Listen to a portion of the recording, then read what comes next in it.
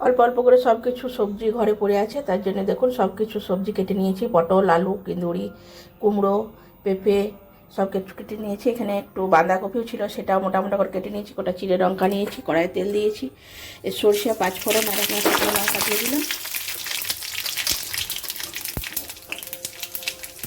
আমি আলু পটলগুলো একটু তেলের উপরে দিয়ে ভেজে নিয়েছি সামান্য, তারপরে সব সবজিগুলো একসঙ্গে দিয়ে দেবো। সব সবজিগুলো দিয়ে দিয়েছি, এর উপরে নুন, হলুদ আর চিনি, আর কিছু দেবো না এখন। তারপরে এটা ঢাকা দিয়ে সেদ্ধ করবো। আমি ঢাকাটা খুলে দেখে নেবো কতটা নরম হয়েছে তরকারিটা। দেখুন অনেকটাই নরম হয়ে গেছে। এর মধ্যে কিছুটা চিংড়ি মাছ আমার ঘরে ভাজা আছে, তাই দিচ্ছি।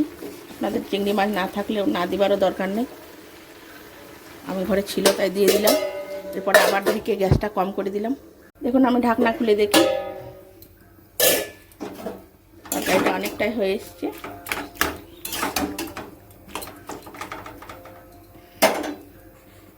এর মধ্যে আমি ভাজা গুঁড়োটা দিয়ে দেবো। দেখুন তরকারিটা আমি ম্যাটঘাট করে নামিয়ে নিয়েছি। তরকারি আমার রেডি হয়ে গেছে। একবার হলেও করে দেখবেন, খুব সোজা, কিছুই লাগে না, সোজা পদ্ধতিতে রান্না করলেন।